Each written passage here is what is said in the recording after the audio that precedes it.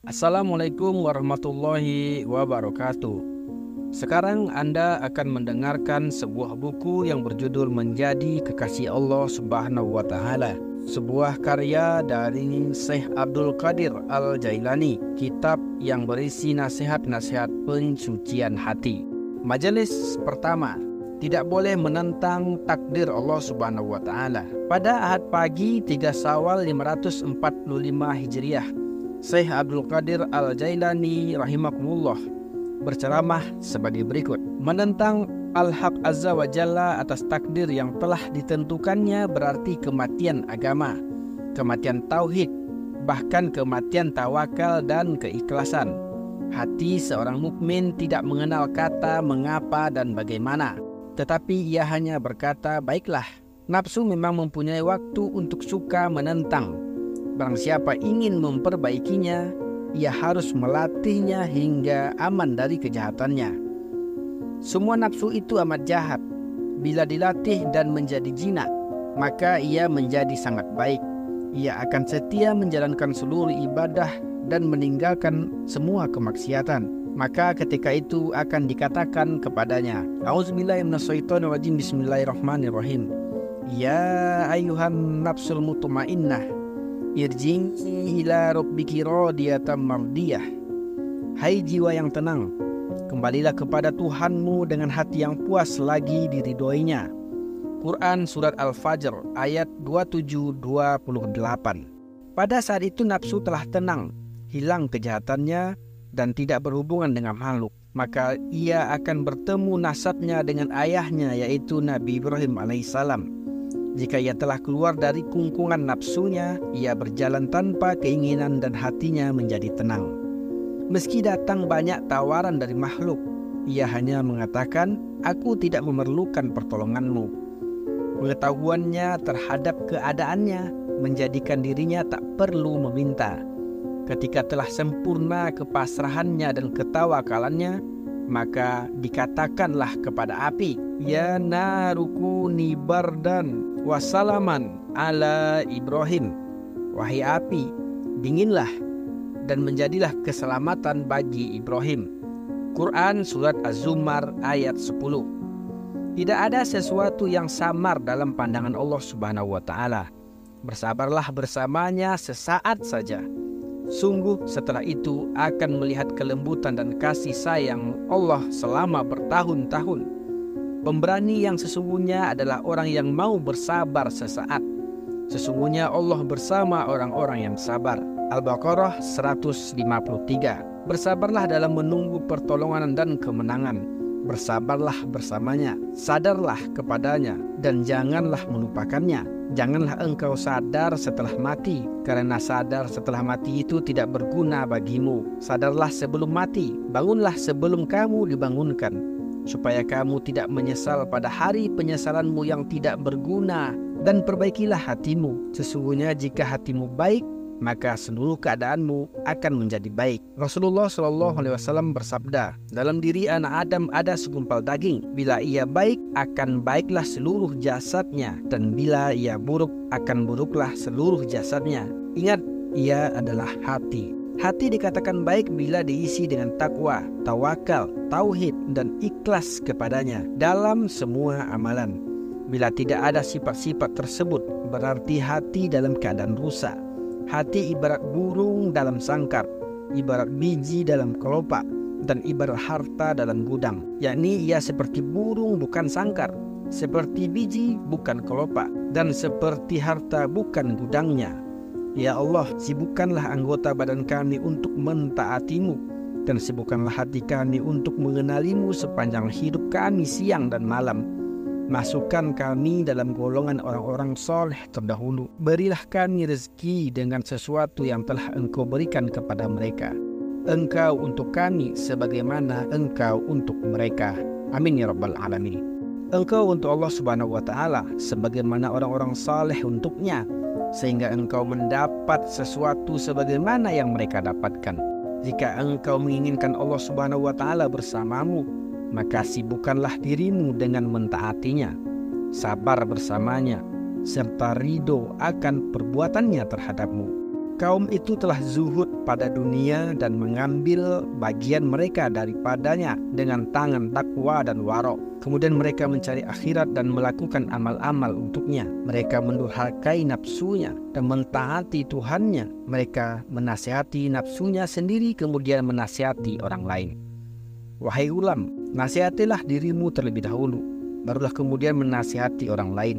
Engkau harus lebih memperhatikan nasib dirimu. Janganlah engkau menoleh kepada orang lain sedangkan dalam dirimu masih ada sesuatu yang harus diperbaiki. Celaka engkau ingin menyelamatkan orang lain sedangkan dirimu sendiri dalam keadaan buta. Bagaimana orang buta dapat menuntun orang lain? Yang bisa menuntun manusia hanyalah orang yang dapat melihat. Yang bisa menolong mereka dari tenggelam di lautan hanyalah orang yang tangkas berenang. Yang dapat menuntun manusia kepada Allah Azza wa Jalla hanyalah orang yang telah memiliki makrifat kepadanya. Adapun orang-orang yang tidak mengenalnya, bagaimana mungkin ia dapat menunjukkan kepadanya? Engkau tidak mempunyai hak untuk berbicara tentang kebebasan perilaku Allah Subhanahu wa Ta'ala. Engkau harus mencintainya dan beramal untuknya, bukan untuk lainnya. Hanya takut kepadanya, bukan kepada yang lainnya. Ini merupakan ungkapan hati, bukan hanya di lidah. Ini adalah bisikan nurani, bukan gerakan lahir. Jika tauhid berada di pintu rumah sedangkan syirik berada di dalam rumah, itu kemunafikan namanya. Celaka engkau, lidahmu takut tetapi hatimu menentang. Lidahmu bersyukur sedangkan hatimu kufur. Allah Subhanahu wa Ta'ala berfirman dalam hadis qudsi, wahai anak Adam, kebaikanku turun kepadamu sedangkan keburukanmu naik kepadaku. Celaka engkau mengaku menjadi hambanya tetapi mentaati selain dia. Jika engkau benar-benar hambanya, engkau tentu akan setia kepadanya. Seorang mukmin yang yakin tidak pernah mengikuti nafsu syaitan dan keinginannya. Ia tidak mengenal syaitan, apalagi mentaatinya. Ia tidak mempedulikan dunia, apalagi tunduk kepadanya. Bahkan ia akan menghinakan dunia dan mencari akhirat. Jika dia berhasil meninggalkan dunia dan sampai kepada Tuhannya, maka dia akan murni beribadah kepadanya sepanjang hayatnya, sebagaimana yang dikehendaki Allah Subhanahu wa Ta'ala. Wa ma umiru illa liya'budullaha mukhlishina lahuddina hunafa. Padahal mereka tidak disuruh kecuali supaya menyembah kepada Allah dengan memurnikan ketaatan kepadanya dalam menjalankan agama yang lurus. Quran Surat Al-Bayyinah ayat 5. Tinggalkanlah bersekutu dengan makhluk. Tauhidkanlah Al-Haq Azza wa Jalla. Dialah pencipta segala benda. Segala sesuatu ada dalam genggamannya. Wahai pencari sesuatu yang selain dia, sesungguhnya engkau tidak berakal. Adakah sesuatu yang tidak terdapat dalam khazanah Allah Subhanahu wa Ta'ala? Dan tidak ada sesuatu pun melainkan pada sisi kamilah khazanahnya. Quran Surat Al-Hijr ayat 21. Wahai ulam, tidurlah di dalam pelukan takdir, berbantalkan sabar, berselimutkan pasrah, sambil beribadah menanti pertolongan Allah Subhanahu wa Ta'ala. Jika kamu berbuat demikian, Allah Subhanahu wa Ta'ala akan melimpahkan karunia yang tidak kamu duga. Menyerahlah kepada ketentuan Allah Subhanahu wa Ta'ala. Terimalah pesan ini. Kepasrahanku kepada takdir telah membuatku semakin dekat dengan Zat yang Maha menentukan. Kemarilah kita bersimpuh di hadapan Allah Subhanahu wa Ta'ala dan bersimpuh kepada takdir dan perbuatannya. Kita tundukkan zahir dan batin kita. Kita terima takdir dan berjalan di atasnya. Kita muliakan utusan raja karena melihat yang mengutusnya. Jika kita bersikap demikian terhadapnya, sikap itu akan mengantarkan kita untuk bersubhah kepadanya. Hunalikal walayatu lillahil haqq. Di sana pertolongan itu hanya dari Allah yang hak. Quran Surat Al-Kahfi ayat keempat. Engkau akan minum dari lautan ilmunya, memakan dari gugusan karunia-Nya, dan berbahagia dengan sentuhan rahmat-Nya. Sungguh, keadaan ini hanya diberikan kepada satu di antara sejuta orang. Wahai ulam, engkau harus selalu bertakwa. Janganlah mengikuti nafsu dan kawan-kawan yang jahat. Seorang mukmin tidak boleh lelah dalam memerangi mereka. Janganlah memasukkan pedang ke dalam sarungnya, bahkan jangan turun dari keduanya. Dia tidur seperti para wali, makan ketika telah lapar. Yang dibicarakan dan diam telah menjadi perangai mereka. Hanya ketentuan Allah dan perbuatan Allah yang membuat mereka berbicara. Allah Subhanahu wa Ta'ala yang menggerakkan lidah mereka untuk berbicara, sebagaimana Allah akan menggerakkan anggota badan mereka untuk berbicara kelak pada hari kiamat. Allah Subhanahu wa Ta'ala yang menjadikan sesuatu dapat berbicara sebagaimana menjadikan benda-benda dapat berbicara. Dia menyediakan sebab berbicara sehingga mereka dapat berbicara. Jika Allah Subhanahu wa Ta'ala menghendaki itu semua untuk mereka, maka Allah akan menyediakannya. Allah Subhanahu wa Ta'ala telah menghendaki agar berita gembira dan peringatan itu sampai kepada manusia, agar kelak dapat meminta pertanggungjawaban ke atas mereka.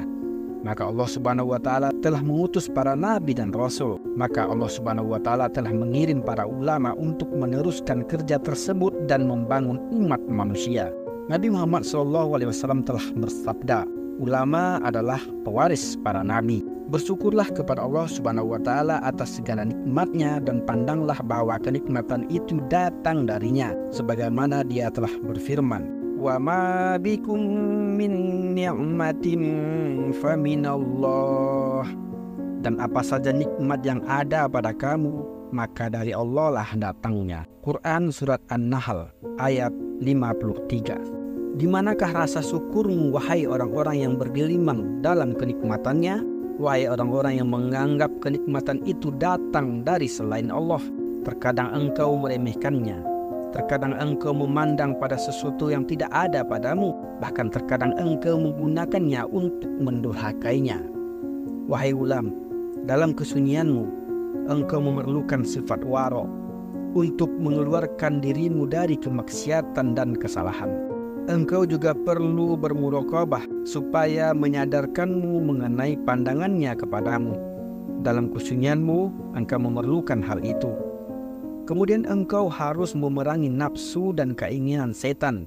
Kebanyakan manusia binasa disebabkan oleh dosa. Kebanyakan ahli zuhud binasa disebabkan oleh syahwat. Dan kebanyakan wali binasa disebabkan oleh pikiran mereka pada waktu khalwat. Sedangkan para sodikin terkadang binasa karena kelengahan sekejap. Jadi kesibukan mereka adalah menjaga hatinya, karena mereka tertidur di pintu raja. Mereka bangkit untuk berdakwah menyeru manusia agar mengenal Allah Subhanahu wa Ta'ala. Tidak henti-hentinya mereka menyeru hati manusia. Mereka berkata, wahai hati, wahai ruh, wahai manusia dan jin, wahai yang menghendaki Allah, kemarilah menuju pintu Allah Subhanahu wa Ta'ala. Berlarilah kemari dengan langkah-langkah hatimu, dengan langkah-langkah takwa dan tauhidmu. Ma'rifat, waro, dan zuhud dari sesuatu selainnya adalah kesibukan para wali. Cita-cita mereka adalah kebaikan umat. Cita-cita mereka adalah memenuhi langit dan bumi. Wahai ulam, tinggalkanlah nafsu dan keinginanmu. Jadilah bumi di bawah telapak kaki para wali itu dan tanah di depan mereka. Al-Haq Azza wa Jalla telah mengeluarkan yang hidup dari yang mati dan mengeluarkan yang mati dari yang hidup. Dia mengeluarkan Nabi Ibrahim alaihissalam dari kedua ibu bapaknya yang mati dalam kekufuran. Orang mukmin itu ibarat hidup, sedangkan orang kafir ibarat mati. Orang yang bertauhid itu hidup, sedangkan orang musyrik itu mati. Karena itu Allah Subhanahu wa Ta'ala berfirman dalam hadis qudsi, orang yang pertama kali mati di antara makhlukku adalah iblis, yakni dia telah mendurhakai Allah Subhanahu wa Ta'ala sehingga mati dengan sebab kemaksiatannya. Sekarang adalah zaman akhir. Pada zaman ini telah muncul pasar kemunafikan dan kebohongan. Janganlah engkau duduk bersama orang-orang munafik, para pendusta, para pembohong. Celaka engkau, nafsumu pendusta, munafik dan kufur, bahkan durhaka dan musyrik, sebagaimana engkau duduk dengannya. Tinggalkanlah ia dan janganlah engkau ikuti bisikannya. Penjarakan ia, berikan haknya saja, jangan lebih dari itu. Tahanlah ia dengan mujahadah. Adapun keinginan, tunggangilah ia agar jangan sampai menunggangimu. Juga watak, jangan temani ia. Ia seperti anak kecil yang belum berakal. Bagaimana mungkin engkau bisa belajar dari anak kecil? Setan adalah musuhmu dan musuh ayahmu, Nabi Adam alaihissalam. Bagaimana mungkin engkau dapat berdampingan dengannya? Engkau tidak akan selamat. Dia telah membunuh ayah dan ibumu. Jika engkau lengah sedikit saja, pasti akan membunuhmu. Jadikanlah takwa sebagai senjata, kemudian tauhid, muraqabah, wara, sidik, dan memohon pertolongan kepada Allah sebagai pasukanmu. Pedang dan pasukan itu akan menghancurkan setan dan tentaranya. Setelah itu engkau akan menang karena Allah Subhanahu wa Ta'ala bersamamu. Wahai ulam, satukanlah antara dunia dan akhirat. Letakkan mereka di satu tempat. Lalu menyendirilah engkau dengan Tuhanmu di tempat hati yang telanjang tanpa dunia maupun akhirat. Janganlah engkau menghadap kepadanya kecuali menyepi dari sesuatu selainnya. Janganlah engkau terikat oleh makhluk yang menghalangimu dari Khalik. Putuskanlah semua sebab, tinggalkanlah Tuhan-Tuhan lainnya. Selanjutnya jadikan dunia untuk tubuhmu, akhirat untuk hatimu, dan Al-Haq Azza wa Jalla untuk nuranimu. Wahai ulam, janganlah engkau bersama nafsu, keinginan, dunia dan akhirat. Janganlah engkau mengikuti selain Al-Haq Azza wa Jalla. Engkau akan tiba di gudang yang tidak akan pernah habis selamanya. Ketika itu akan datang kepadamu petunjuk Allah Subhanahu wa Ta'ala yang tidak ada kesesatan sesudahnya. Bertobatlah dari dosa-dosamu dan larilah kepadanya dan kepada Maulamu. Jika engkau bertaubat, hendaklah engkau bertaubat secara lahir dan batin. Taubat adalah kemenangan hati. Lepaskanlah pakaian maksiat dengan taubat yang murni. Malu kepada Allah Subhanahu wa Ta'ala adalah kebenaran hakiki, bukan mujazi. Ia termasuk amalan hati setelah mensucikan anggota badan dengan mengamalkan agama. Jika badan punya amal, hati pun punya amal. Jika hati keluar dari lingkungan asbab dan hubungan dengan makhluk, berarti ia telah berlayar meninggalkan asbab dan mencari al-musabbib. Ketika hati telah berlayar di lautan ini, maka di sana ia akan mengatakan, Tuhan telah menciptakan aku, maka dialah yang menunjuki aku. Allah Subhanahu wa Ta'ala akan menunjukkan dari satu pantai ke pantai lain, dari satu tempat ke tempat yang lain, sehingga ia akan berdiri di atas keadaan yang lurus. Setiap kali ia mengingat Tuhannya, makin jelaslah penemuannya dan terbukalah rimbunan yang menghalanginya. Hati pencari Al-Haq Azza wa Jalla akan berjalan cepat meninggalkan sesuatu di belakangnya. Jika ia takut pada sebagian jalan dari sesuatu kebinasaan, maka muncullah keimanannya yang mendorong keberaniannya dan mengusir ketakutannya. Bahkan akan datang pula cahaya kedamaian berupa kedekatan kepada Allah Subhanahu wa Ta'ala. Wahai ulam, jika datang kepadamu sebuah penyakit, terimalah dengan tangan kesabaran dan tenanglah hingga datang obat. Dan jika datang obat, sambutlah dengan tangan syukur. Jika engkau berbuat demikian, berarti engkau berada dalam kehidupan dunia. Takut kepada api neraka akan mengetuk hati orang-orang mukmin sehingga hati mereka menjadi pucat dan bersedih. Dalam keadaan demikian, Allah Subhanahu wa Ta'ala akan menyirami mereka dengan air rahmat dan kelembutannya. Bahkan akan dibukakan untuknya pintu akhirat. Lalu mereka akan melihat tempat mereka yang aman. Jika mereka telah tenang dan damai, akan dibukakan untuk mereka pintu keagungan, sehingga hati dan nurani mereka pasti akan semakin takut dibandingkan sebelumnya. Jika kesempurnaan itu telah ada pada diri mereka, maka akan dibukakan bagi mereka pintu keindahan sebagaimana tentramlah mereka, dan mereka akan sadar serta menapaki tangga demi tangga. Wahai ulam, janganlah cita-citamu hanya mencari makan dan minum, menikmati pakaian, menikmati istri. Yang menikmati semua itu hanyalah hawa nafsu dan watak. Lalu di manakah hati dan nurani yang mencari Al-Haq Azza wa Jalla?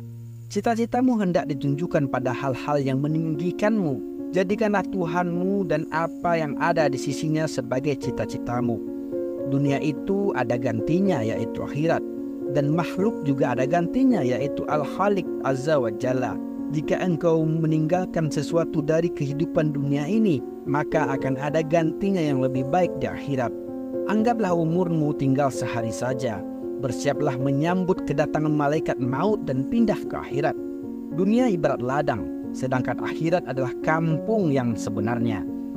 Jika datang kecemburuan dari Allah Subhanahu wa Ta'ala, maka akan menghalangi di antara mereka dengan makhluk. Kemudian mereka tidak membutuhkan dunia maupun akhirat. Wahai pendusta, kamu mencintai Allah pada waktu mendapatkan nikmat, tetapi jika datang musibah, kamu lari seolah-olah kamu tidak menyukainya. Seorang hamba itu terbukti saat ia bebas. Jika datang bencana dari Allah Subhanahu wa Ta'ala dan kamu tetap teguh, berarti kamu mencintai Allah Subhanahu wa Ta'ala. Jika kamu berubah, berarti kamu berdusta. Seorang laki-laki datang kepada Rasulullah SAW lalu berkata, "Wahai Rasulullah, sesungguhnya aku mencintaimu." Maka Rasulullah SAW bersabda, "Bersiaplah untuk merahasiakan kefakiranmu." Seorang lelaki lain datang kepada Nabi Muhammad SAW lalu berkata, "Sungguh aku sangat mencintai Allah Subhanahu wa Ta'ala." Maka Rasul bersabda, "Bersiaplah untuk merahasiakan bencana."